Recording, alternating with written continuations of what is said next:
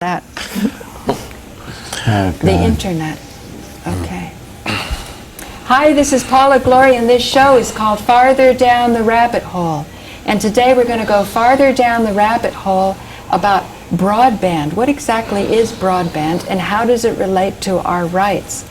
I'm joined to my far left by Jason. Jason Berg, Jersey City community activist, and the Hudson County committee person for National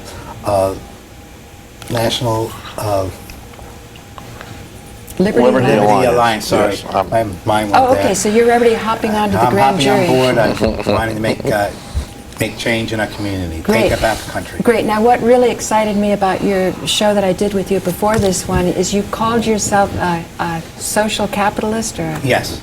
yeah. And I want to talk to you as we unfold this show about community-owned broadband and how communities throughout America who were too small for the big telecommunication companies to even pay attention to put in their own cables and got control of their own broadband, and they became more prosperous. And we also have Hello. to Yeah, I do a show every Monday night, 9:30 to 10, Josh Walensky Show. It's about you, it's about the community, it's about the world. great. And we have from Greene County. Yeah, I'm Gerard from Greene County. I'm one of the organizers in the grand jury system, and you know, I'm trying to get the word out across this state, New York, and the country, and hence my presence here. Great. And one of my favorite eminent producers, Rao Rampilla. Can you tell us about Bollywood to Hollywood that comes on at 11 p.m. I have a Sundays? show called Bollywood to Hollywood on every other alternative Sundays, 11 p.m. Even though I'm an actor now, formerly I was an activist with the untouchables in India. I was kicked out of the National University. I was on hunger strike for 10 days. So this is my asylum in America. It's not political asylum, but here I am as an artistic person. Right. I wanted Rao to come on this show at some point or another because I was extremely amazed when he told me he got the creator of The Simpsons on his show, and yet when he put it up on YouTube, he got hardly any hits. And I had noticed a lot of sabotaging going on my YouTube account, and no recourse, no ability to talk to anyone. I think when I finally made it up to some phone call, you know, I got hung up on. You know, there was no way I could really get satisfaction. However, because I've learned more law, the other day in coming from Woodstock down to New York City, for the fourth trip, the Wi-Fi wasn't working. So I made a few phone calls, or Joe had called because the bus driver was so rude. So I thought, gee, I wonder if I call that number, I can figure out what's going on with the Wi-Fi. So I called up and I tried a few buzzwords that Joe always says. Don't say that, Paula, you know, people think you're a crazy woman. You know, I talk about zip code, military jurisdiction, and so on. And I said, listen, I can't get any Wi-Fi, and I've asked other people on the bus if they can get Wi-Fi, and they can get it, but it's so slow, nobody's using it. Because at first she was saying, well, you can't get it because there's so many people and it's all crowded and so on. And then I said, well, you know, maybe, because I do know I have a lot of viruses on my computer, even though it's a Mac. I've been told this by experts. But I haven't got the viruses off yet because I want to, when I figure out how to do it, get screenshots of all those IP addresses, and I'm going to post them on my website, and I'm going to say, these people are invading my privacy, they're jamming, you know, my work, and so on. So I started to talk to this lady, and she said, well, of course we can't correct the Wi-Fi on this trip, implying that this is a mechanical problem. And a lot of times, you know, like Time Warner will send people out, and they do this sort of, you know, silly Laurel and Hardy act and kind of pretend that it's something on the hardware, when really what it is, it's a decision to throttle back the bandwidth or to let it go forward. So by saying Homeland Security and a few things, I said, Joe, you think I sound crazy, but you should see how she's sounding. So she said, well, if you want to put in a complaint, give me your name and address. Now, a lot of people are hearing about Eric Snowden and all of this stuff. I am very suspicious about that story. If you are becoming frightened with the knowledge that you're getting, maybe the knowledge that you're getting isn't correct. So I said, I don't have any problem giving you my name. You know, my name's everywhere. I've got it at the Supreme Court. And so I gave all my name. I gave my address, 26 Gramercy Park, 7H, New York, New York. And she says, oh, yes. And is that 10003? Because, you know, they can type that out. And the zip code punches up. And I said, no, no, no. I don't recognize the zip code military jurisdiction. I reserve all my rights. Well, she just freaked at that point. Joe, because he couldn't hear this, he's saying, oh, you don't say that stuff about the military zip code jurisdiction. People think you're crazy. And I said, well, if you should hear her. All I can tell you, ladies and gentlemen, I got the Wi-Fi. So people, you know, especially the young people from New Paltz were on the bus too, and they're kind of overhearing this conversation because, you know, I'm a public access producer, kind of an actor like you know, we're given to drama. And so at the end of the call, I get it, it's pulled up. I mean, this is like feeling so good to me. And I go, I've liberated the Wi-Fi, I've slain Homeland Security for the moment at least. And then people are asking me about it, and it's just wonderful. So I suspect that you are such a talent that this is what shook India and got you kicked out of the university. Can you tell us your story? Well, I come from deep south. In India? In India, close to Madras. It's Andhra Pradesh. And you speak Telugu? Yeah, I speak Telugu. I was brought up playing with untouchable kids, playing marbles in the dirt, pigs roaming around. So, but from my childhood, you know, I was a little bit upper caste than the untouchables, but I'm also a lower caste in the hierarchy. What's the caste called? Nagaralu. Nagaralu. It's like a backward caste. So you're in a, I don't know what the Indian It's terms, I don't know what that well, means. the Brahmins backwards. are the highest, then the Vaishyas is the priests, the business people, then the warriors, the next class. The Kshatriyas. And below is this working class, backward caste people. And then below that is the untouchables, which are dirt, kind of. So I don't believe in all this. And as a kid, you know, no one is, they say you're born in it, but no one is really born as an untouchable, but the system made them. So way back in 200 or 500 BC, the Manu, the great Manu who created the Hindu system, created the caste system, put the people in hierarchy. It is one way of controlling the other people. It's the economic control. So when Buddha came in 200 BC, and he tried to fight against this, actually Buddhism was nothing but an anti-caste movement against the high caste people. And it's Christianity too, wouldn't you say? I would come to the Christianity later. Okay. So, but see, the problem with Hinduism is anything that attacks him, it's like an amoeba. It engulfs it and makes the part of it. So, since Hinduism could not fight against the Buddhism, it made Buddha as part of Hindu God. So it's very convenient. So my grandmother worships Buddha, Vishnu, Jesus Christ. You bring any other god, she'll put a statue and they worship it. So that's how Hinduism absorbs anything. It's eclectic. Yeah. But you know, then eventually when the Muslims invaded India, they converted a lot of these untouchables into Muslims. But even today, there are some higher caste Muslims and lower caste Muslims. When the Sikhism came, there is even here in New York, there is a lower caste Sikh temple, there is a higher caste Sikh temple. And even among Christians, there are higher caste Christians and lower caste Christians. The higher caste Christians don't marry the lower caste Christians. So it's like it is more than apartheid. I mean, here you have because it's dividing the society within the society itself. Yeah, see, you are born into it, and you die in it. Even though you become rich, you cannot just escape out of it. I mean, recently I had a talk show with a black professor who belonged to NAACP and who is a constitutional law professor talking about race relations. He has been to India, Professor Brown from Indiana University. So I had a discussion. I said, well, maybe the capitalists will liberate, but I doubt very much if, what That capitalism will liberate caste Just system. look at our prisons.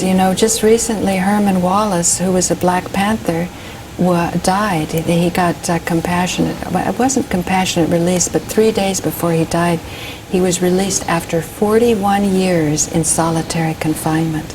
So my point was, well, if all these other isms couldn't do it, how could capitalism Right. resolve it? That's a good point. So that's, I have my doubts. But to make my long story short, when I was at the National University, which is Jawaharlal Nehru University, New Delhi, which was named after Madam Gandhi's father, the first Prime Minister of India, Nehru. And she wanted to make it as Indian Oxford or Harvard. And that was full of radicals. And the Communist Party of India controlled it. The Communist Party of India controlled the state of Kerala previously, and then state of West Bengal, and then this is the intellectual hold. Every party is, every party has a theoretician, may not be in these states, but usually every political party has a theoretician. They give you a political line.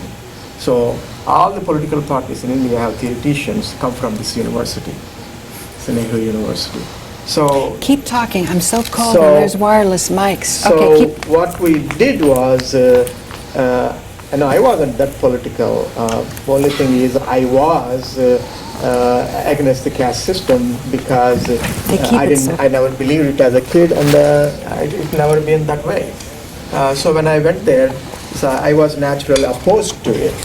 But then I got involved with some of the issues of untouchables, and I participated in it. And eventually we end up exposing the caste system. If caste system is practiced a little bit in the National University, like in Harvard, what about a small town in South? So we thought, well, we exposed it and we fought it, and we, me and 4 others, 5 of us sat on hunger strike, and it's one day on the hunger strike. But meanwhile, the parliament went sine die. We are supposed to put a question. Sign a die, what's that I mean? mean, it went. They went on recess, so they don't know when they come back. So we They were thought afraid of maybe- you. Well, maybe we thought Was it an there accident? will be a question in the parliament and they will resolve it. So we ended up going on strike unto death. And my heart has a heart problem at that time. So they brought in the military police midnight to pick us up, but they couldn't pick us up because all the people that were in the campus who are part of this ruling Communist Party elite came and supported us. So that was a So your movement was growing. Yeah, and we were on the front pages of the Times of India. What year? It was 1983. May. 1983. Yeah, Wow. and then eventually there was a big student movement. We were all kicked out. Some of the students were taken to Tihar Central Jail. There was subsequent movement after our hunger strike. And what happened in the jail? Well, that they were the notorious criminals used to put them in Tihar Central Jail. Is it Bihar?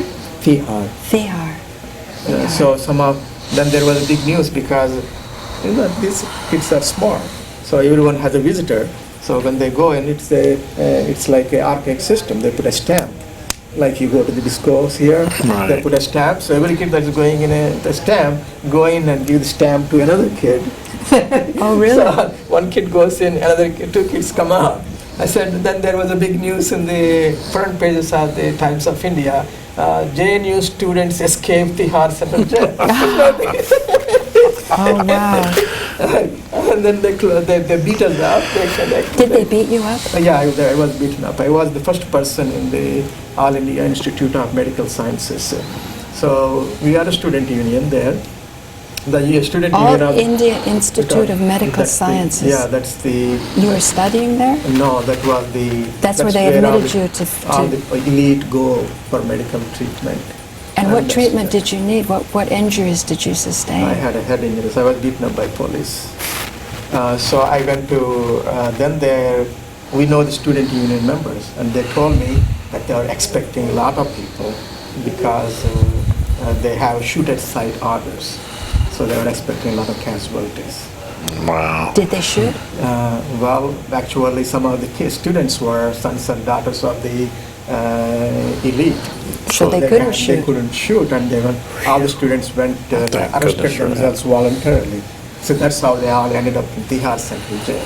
I see. And I then see. they got this stab thing, and they get out, and it was a big news. Wow. And we didn't do anything, we are fighting for our just causes, freedom of speech, assembly, and basically ours is about against untouchability. And they supported our struggle, the majority Right. of the students. So did you make any inroads? I mean, was there any good We conclusions changed. from this? Yeah, because after our struggle, we were kicked out. We know we are going to be kicked out. When I was sitting on the hunger strike, my colleagues told me, Rao, this is time if you want to get out, because we will be kicked out, we lose our careers, we don't know what else will happen. Right. So we made a conscious decision. So that's why it didn't bother us. We are willing to die. So that's why they could do nothing. What was the reason for your exclusion from the university?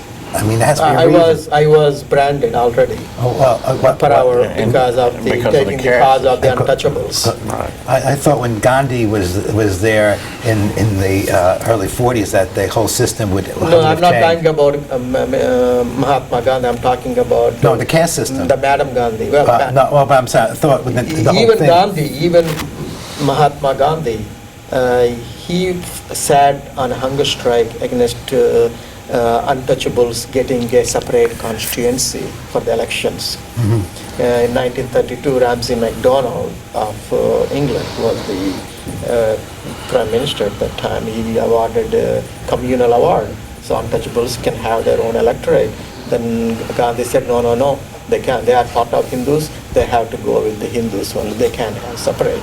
When Ambedkar, Dr. Ambedkar, leader of the untouchables, said, well, that is not possible because then the high caste Hindus will influence the constituency. So we want to have our own.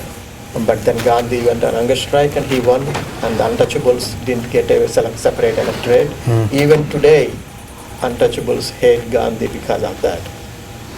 So Gandhi is not what you think he is. Right. Yeah, it took me 4 years of being in India to know Gandhi is not what you think he is. So he is the front for the Hindu, high caste Hindus. I understand now. I couldn't understand why this man who had the producer of The Simpsons, why they would block him. But now I understand, because he has a certain standing, a stature in society, and Right. they don't want people discovering him. Especially because on the internet, huh? Right, so they want to keep it, because they're still afraid of what he did. Right. In other words, it didn't Right. get completely changed. He, Right. he cracked the door open, Right. and they want to shut it or just leave it open, that crack. So you Right. see, you are a celebrity in your own right. So if you do anything that gives you notoriety, they're afraid that ugly head's going to come back up, Yeah, you're right. and that You're right, issue Gerard. will come out. There, And so there they was say, a "Why would reason they attack him destiny for that?" brought you today. I don't know. It's No, I'm certain of Think it. of it. You did something that upset them so I- much. You put your life on the line, and you survived. So you're a success story in In a many way. ways. Yeah. And so if you start to become popular, at some point your message might come back out. And then once people are watching you, and you start putting blurbs in, they're afraid of light. And if you bring light to the subject, you get popular. I don't care if it's with the Simpsons or whatever. You become a public figure. And public figures are dangerous if they're not controlled Yeah. in this society. And do you know what's worse than race discrimination, sex discrimination, and religious discrimination? It's IP address discrimination.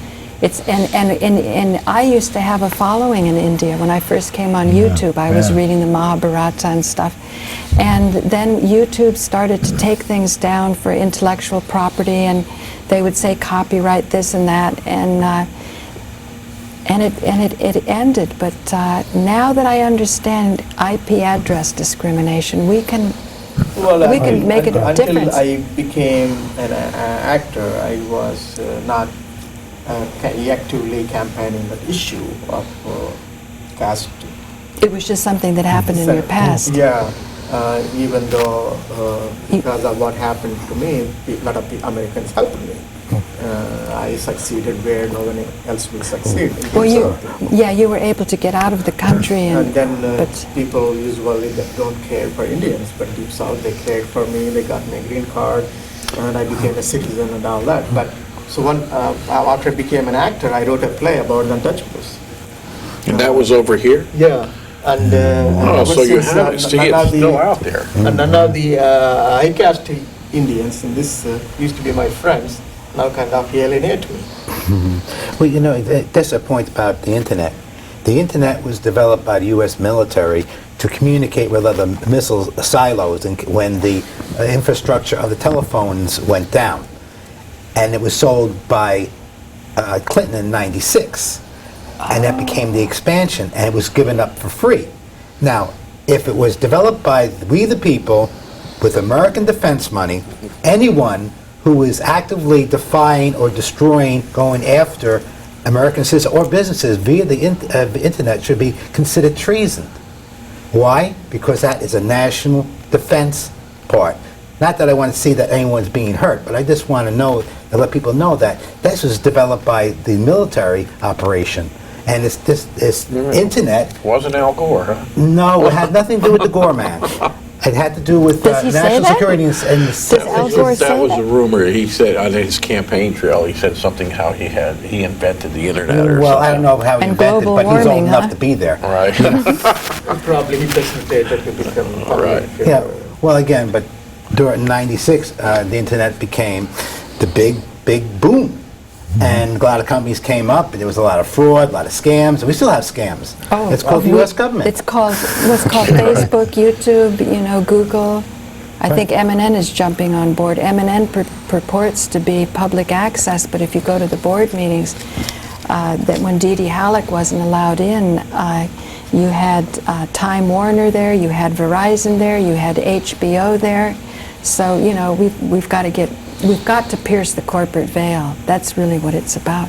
But how did you feel about Rao's story? I saw you kind of perk up when he was talking about the caste system. I didn't understand why somebody who would have the creator of The Simpsons, why they would blackball him. But as he's telling the story of what he went through, it became perfectly clear to me what he represents.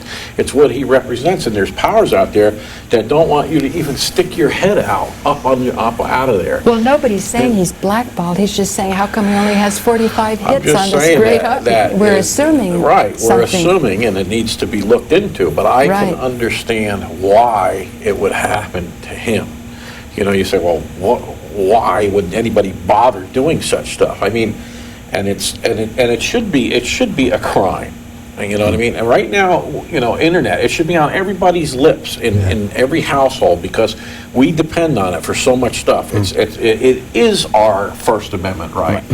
And even more so when you reveal that, listen, the government, it was done with government funds. That's our funds. So we own it. And so this is very important that we keep this in the forefront because, listen, in my business, I'm dependent on a computer. They forced me into it. I never used computers, but now in order to do the business that I do, You have to. I have to have it.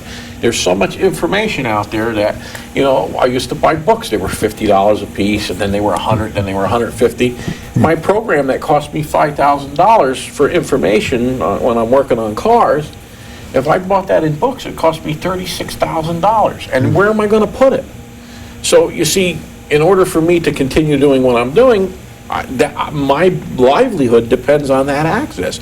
And if they can, selectively choose who gets what, listen, they could put me out of business. You And know what I mean? speaking, now, it's auto, what's your business? I do auto repair. Auto repair. And automobiles change monthly, and Yeah. I read a thing that says, if you're a medical doctor, a surgeon, you have to read about 100,000 pieces of data a year to stay current. They said if an auto mechanic wants to stay current, he has to read 500,000 pieces of information I a year. bet.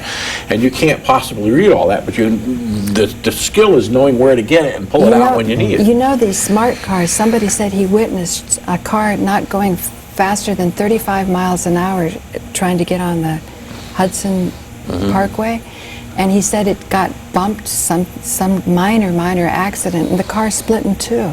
It just...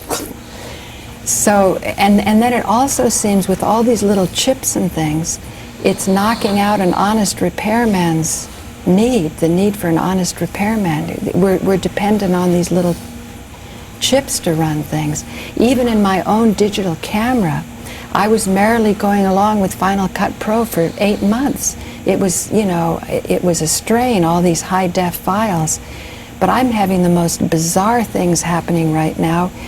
When I put the chip in, the files disappear, and they appear on the camera. I can't pick it up with a regular viewer preview, but Final Cut can pick it up. So when I called up Apple, you would have thought that they would like to kind of get out of the responsibility, and I said, well, just a second, how come these files aren't appearing when I'm just putting it in the computer before I put into Final Cut?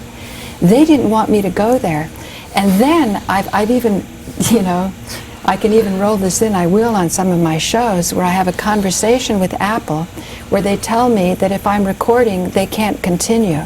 Now, why, if I'm just calling up for technical advice, just as an editor, to figure out why this program isn't working, why do they make me not have the camera?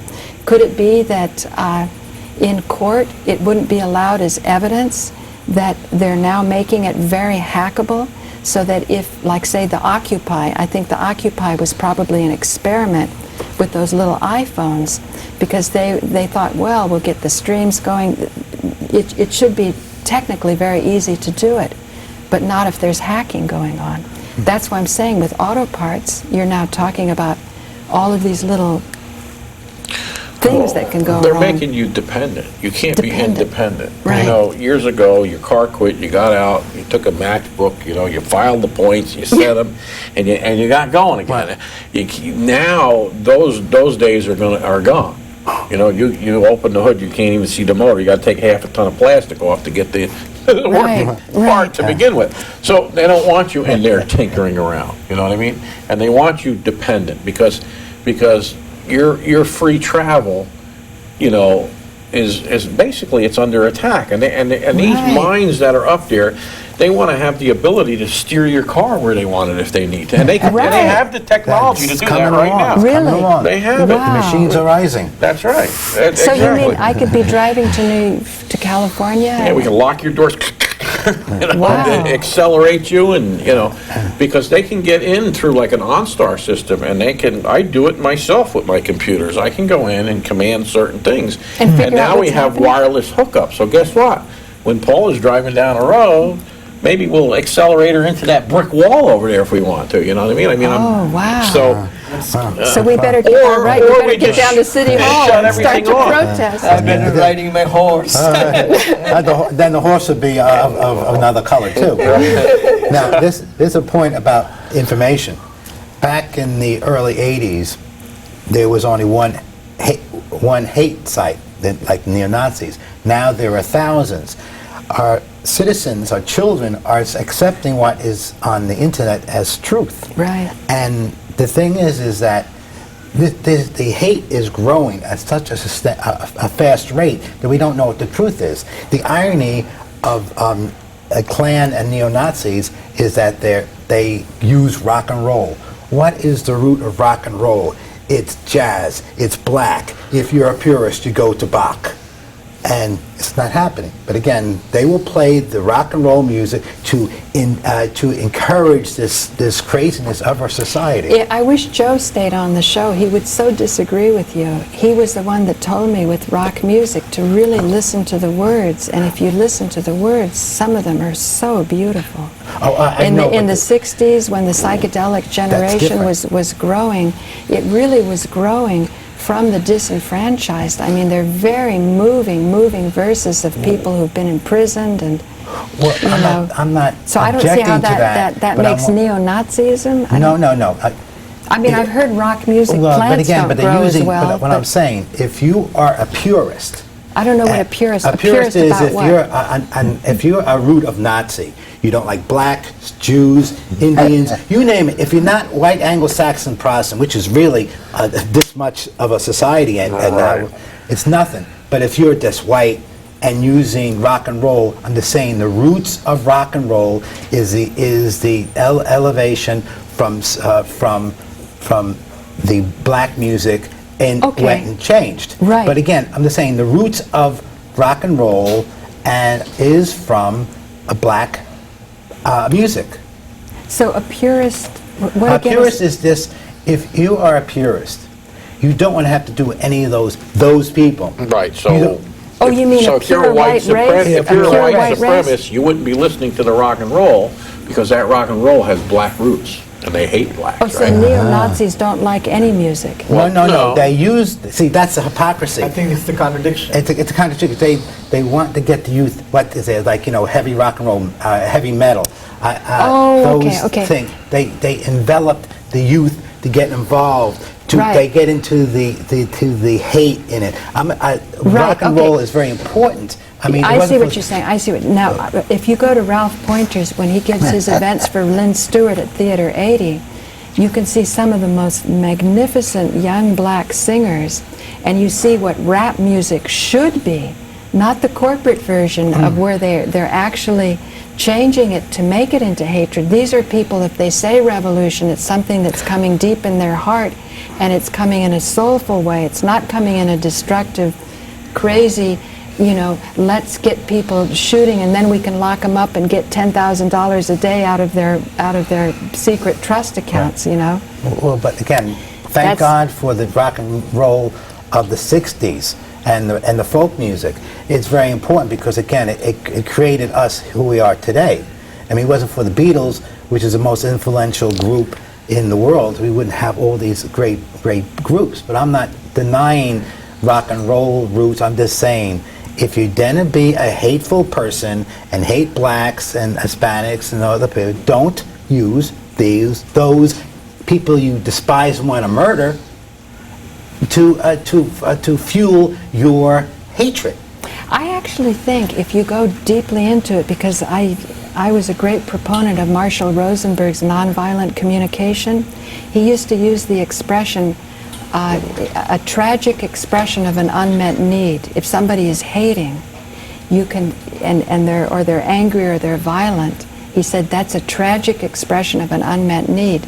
So if you went into a neo-Nazi site, whatever music they're listening to fan them up, if you could get beyond that, you could reach in, meet the unmet need, and you might find a very loving, giving, and productive and good person. Well, that there are no bad people. Well, I'm not saying there are bad people, but the difference between hate and love are equal. It's the opposite. Hate is like a cancer. Love is cure.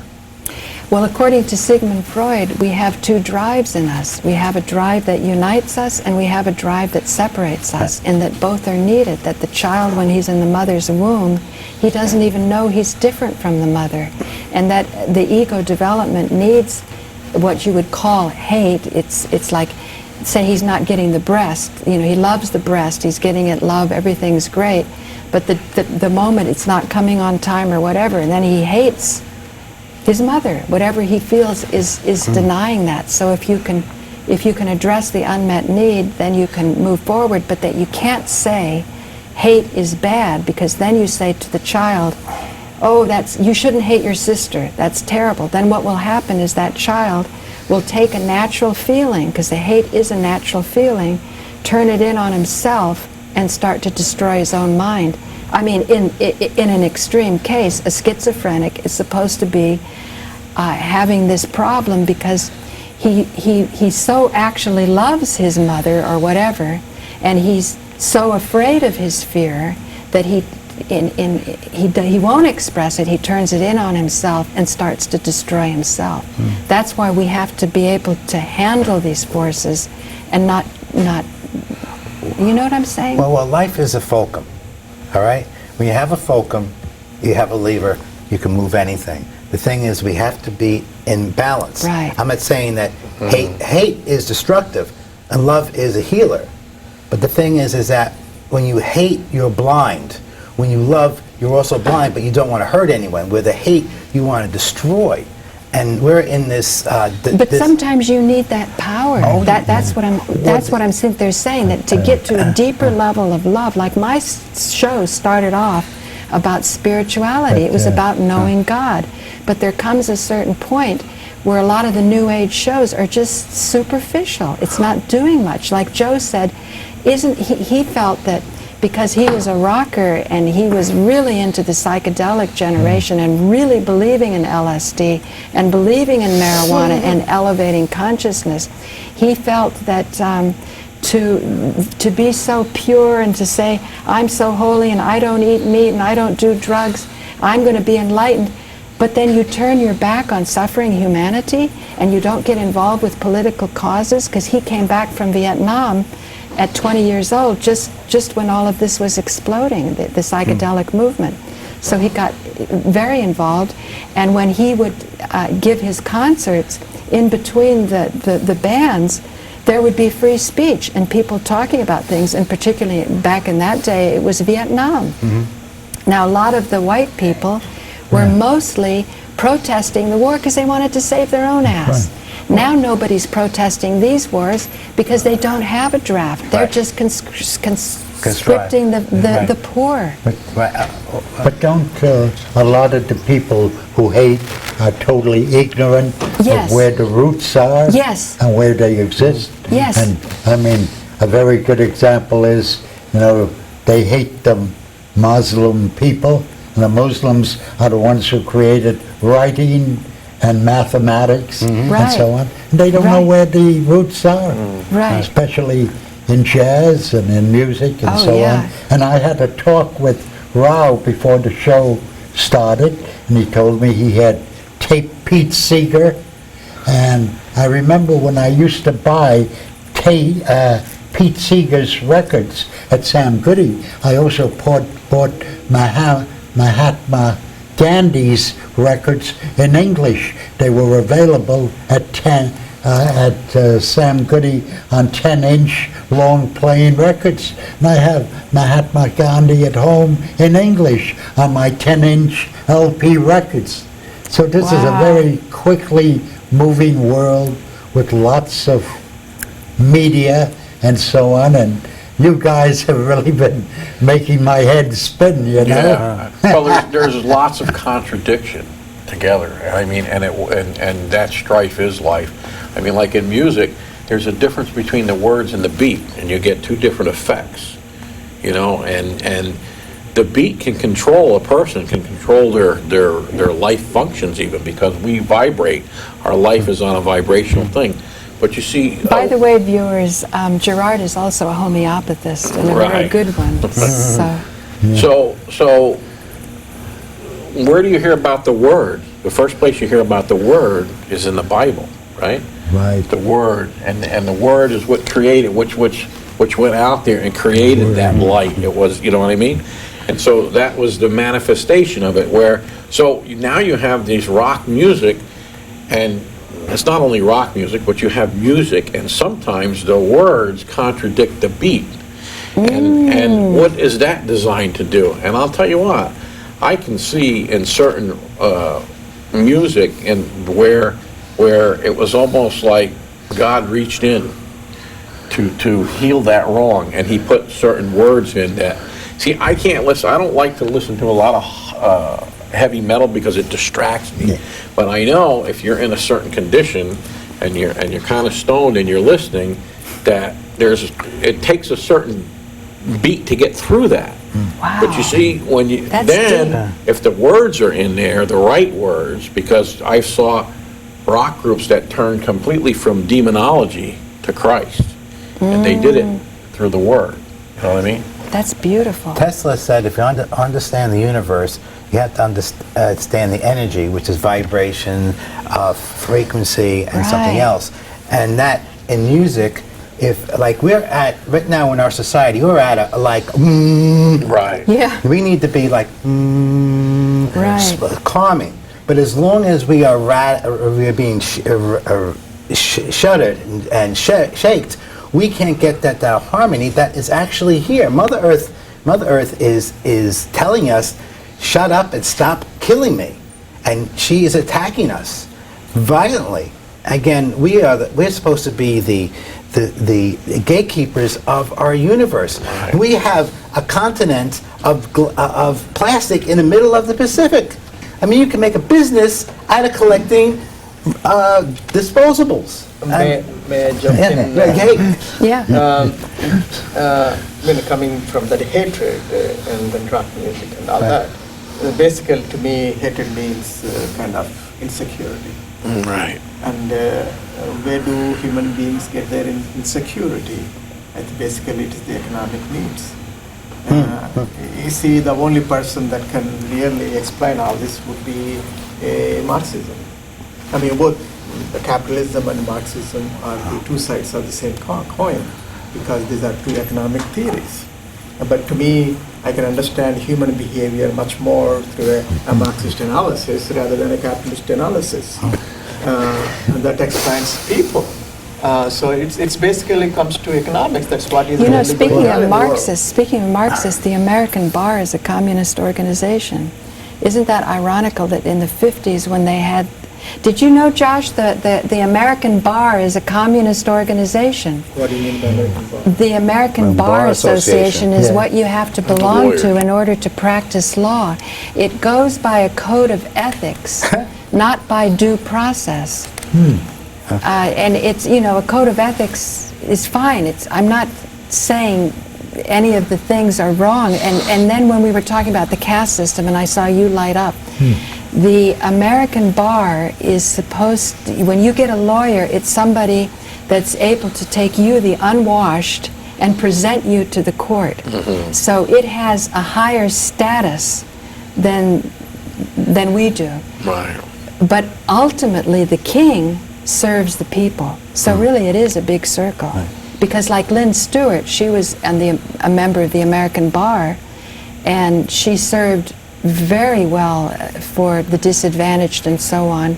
And it's an absolute travesty that the American Bar has turned its back on Lynn Stewart for defending public enemy number one, the blind sheik, who's really an imam. He was just a poor blind boy, and they parked him in the mosque, and he had this ability to memorize the entire Quran.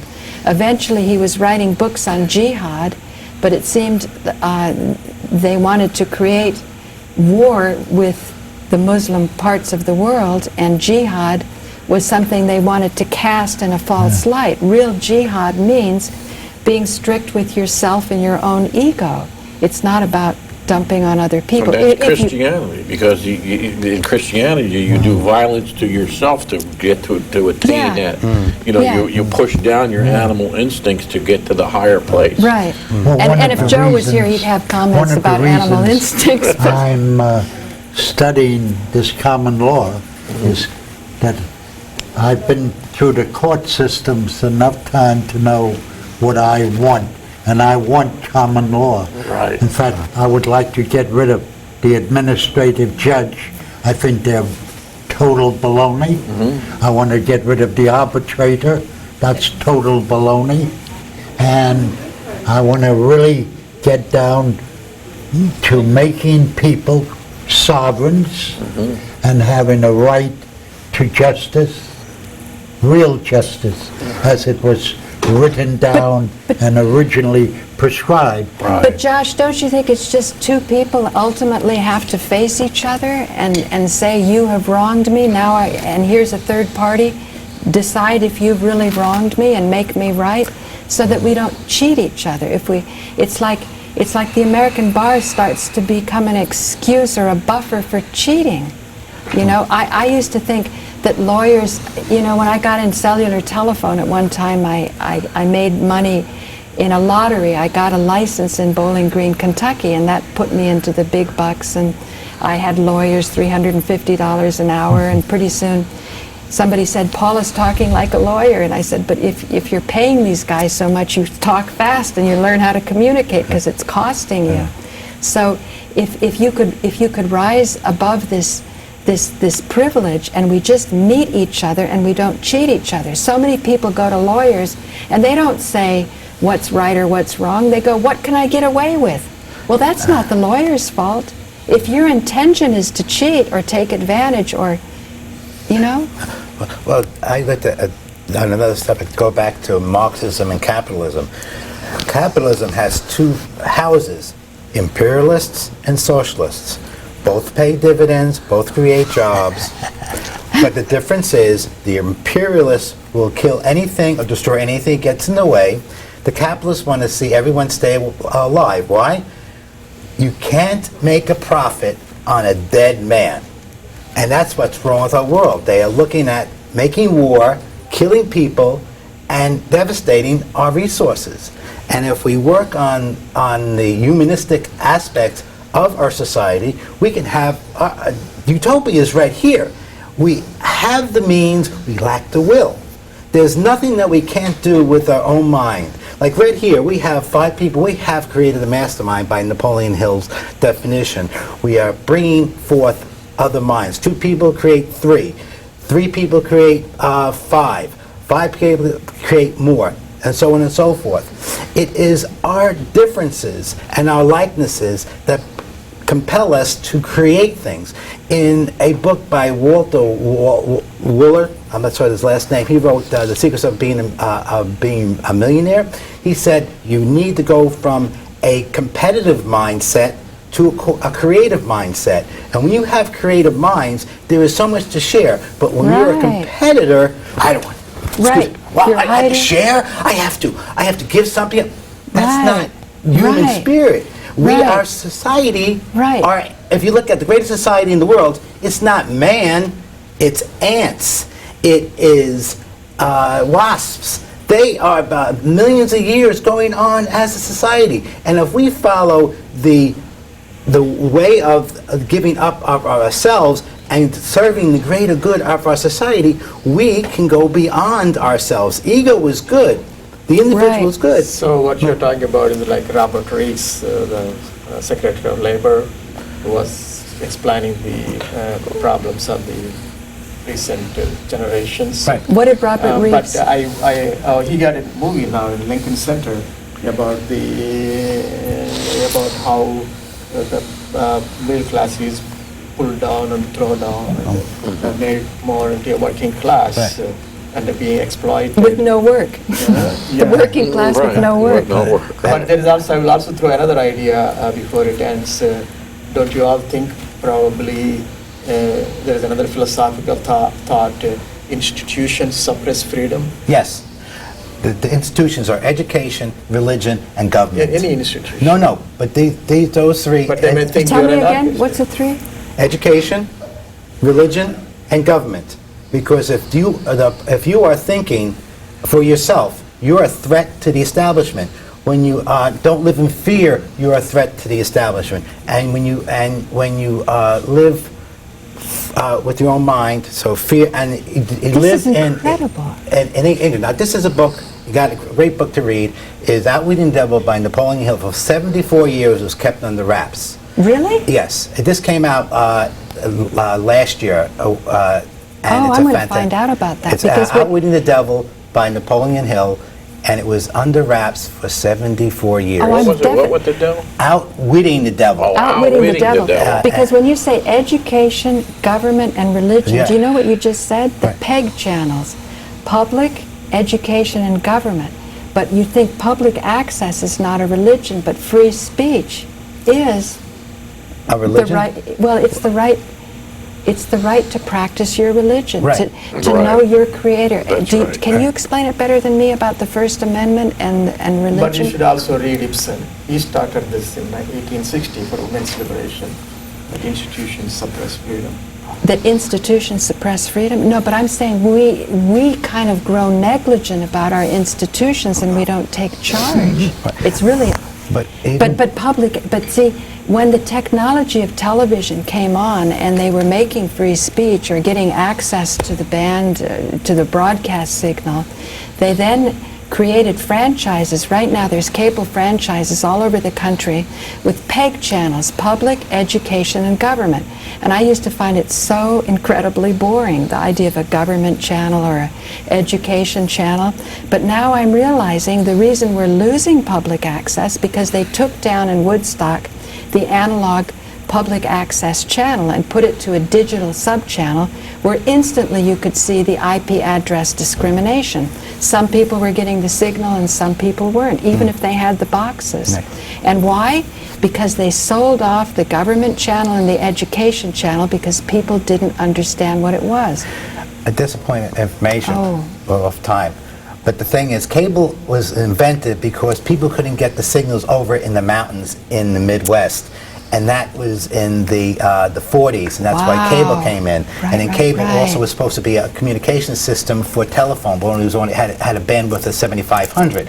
Wow. And things That's changed. deep. That means now we don't have any broadcast. Now we're completely dependent on this IP address manipulation. And like you say, we're very vulnerable. And we that's really, why people should also go into ham radio. I'm a ham radio operator Yeah. myself because What is a ham radio? ham radio is a frequency that was put in for the people, and actually in 9/11 that's the only thing that worked because it's an emergency system with bands that they allow you to go on. You get licensed. It is controlled under the FCC, but it's the basically FCC shut down now.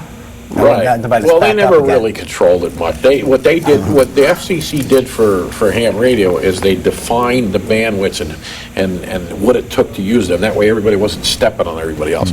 You get on ham radio, you're going to talk to some of the most polite and knowledgeable people that are out there. Wow. You know, because they Let's get a ham run radio, themselves Joe. professionally, and ham radio. We have people in our groups, you know, the Tea Party groups and stuff that we have that came out of Russia. The real Tea Party, not the one, the Right. corporate one. I hate to say Tea You're Party. going out to Patriot, Manhattan. Right. who- You know, I don't even have a Tea Party group. We call them Patriot groups, you know, Okay. freedom groups. Okay. But we have people that lived under when the communists came in, and the ham radio is what supported them. And because they were able to change the frequency and they couldn't control it, they couldn't block it. And so that was a very important tool. They're in this country now and they see what's happening and they understand, you know, what happened in their country, how everything got locked Wow. down. I wonder if Ezra Pound, they said he was on the radio after World War II saying what really went down versus what we thought went down. Maybe he was going on ham radio. Well, I know this guy that when they came in, he went up into the tower of the building where the government was, and he was relaying all the mobile stuff. And it took them 3 months to find him. He was driving. They were sneaking food up to him, and he was driving them crazy. And the guy that's telling the story, he got snuck out of the country. He was going to go. They were going to put him in the gulag. You know, they're going to send Oh him my up to gosh. Siberia, and he just got out. And this fella is communicates with us through through our liberty groups, and he has great stories to tell, and he's a ham radio operator. Could I get him on my show? Oh yes, I'll have to introduce you. Oh my God, Yeah. that'll be wonderful. That'll be wonderful. Yuri is his How name. many minutes do we have left? I think we have about 5 They're minutes enlightened left. people. Yes, think. yes. Yes. The most patriotic people I know in my neighborhood are all these people that came over from Russia, left there, came here looking to Right. do something, and they're like, "What are you people doing?" They said, "This is I see what happened in my country happening here." Yes. They're distressed, and they know more constitutional law than the average person Right. because they Right. don't teach it in school anymore. There's no civics. Civics is the relationship you have with your government. Right. Now they have global studies and all this global stuff, and they teach them to be good little slaves, you know? Yeah, yeah. So what we're doing in this country is we're putting a caste system in. Right. We're reintroducing a caste system for the elite and the lower. Right. And We that's, really are. that's Through the process. programming. Yeah. If you have $200 a month, you can see all of these channels. Most of them are so boring anyway. I don't Right. miss not having $200 a month to be on Right. cable. But that's how we used to present ourselves on Manhattan Neighborhood Network. It's on cable. That it still is. Manhattan Neighborhood Network has very little presence on the internet. That's why I'm saying you only got 45 hits for what should have just been huge. I can hardly wait to see your shows. It must be wonderful. Well, go to vimeo.com or go to Facebook, Bollywood to Hollywood with Rao Rampilla. Bollywood to Hollywood. Now, let me ask you about that. In South India and Madras, they have their movies. It competed with Bollywood. What do they call South Indian movies? Oh, in Madras, they call in Andhra we call it Tollywood. Tollywood, Tollywood. It seems like every state, we got 25 states. Every state has its own wood. Because everyone had separate I found there was something called Boys. I think there were 5 of them. It was even though I didn't understand the language, you can just sort of follow along, and it seemed better than Bollywood. Bollywood seemed more. I named my show Bollywood to Hollywood. It'd be better known. Some Indian guy who has not been a good actor, failure, came here saying, "Oh, I'm from Bollywood." I said, "Oh yeah, you want to see what is Bollywood?" So since they're not given me much access before because of my accent, so I named my show as Bollywood to Hollywood. So, you know. Yeah. That's how Some people think Hollywood sort of sanitized the message for America, so we didn't, they don't have a lot of respect for Hollywood. Well, I talk about social justice. Yeah. But this is the cover. Yeah, I see, okay. But it's interesting to know that Bollywood is making more money, more movies than Hollywood. I mean, it's extremely, a lot more movies being produced. And also, India has the largest middle class in the world. And coming up behind that is China. And the thing is, it's not a class, it's money. Money doesn't mean squat if you don't have the mindset. If you use the money for for force of good, you can do more. It's like we're all good people with good nature, and we have to be able to give ourselves and make ourselves better. Well, why would anyone with money want to do good? Because they want to go to heaven. Well, if you look. Do I hear some cynicism? The first person to really give money away was Carnegie. He was the first man to do it, and then Ford did it after him. He also kind of went against the unions. Right, but again, what I'm saying is that they wanted to be known more because Carnegie wanted to do X and Ford wanted to be better, so it was a matter of competition. But good for the name and sake of good is one thing, but it's going out of goodness out of your heart that makes you a greater person. And if we serve our God, whoever the God is, with our heart and our minds, we are honored. Right. No, it I may agree. be okay to have some rich people, but making them extremely rich, why would anyone be so intelligent to become so extremely rich? It's not intelligence, it's an exploitation of their labor. Well, people are looking for power, but even in the case of marijuana, if people get really, really, really good marijuana and they get really, really high, how high can you get and ignore that people are in prison for decades for doing that same thing? Right. You can't buy a really, really good, marijuana to do that. It will never overcome that at a certain point you have to go out and connect with your fellow man, and with more power you do more service, not less. Money may make the world go around, but what you do Didn't with the you money hear makes it. money, power corrupts, absolutely. Power correct. corrupts, absolutely. Yeah, that's Well, I'll tell you what, I've read the philosophy of people like Carnegie, and through I've read some of Napoleon Hill stuff, and they understood early on that there's a philosophy in business that when you do a business deal, every player from the top guy to the bottom guy's cup has to be filled. That's how you have success. If you got one guy walking away going, they only half filled my cup. Now you got a problem. It's kind of like karma that comes back to bite you. So Paula the good, Gloria, over and out. yeah, we got so much to talk about. I know, an hour goes by so Well, quick. fantastic. It Yeah, was we'll really do good. more This was a research. meeting of minds. Right, Yeah. it was mastermind group. I Yeah. mean, really. Yeah. It's really. Yeah.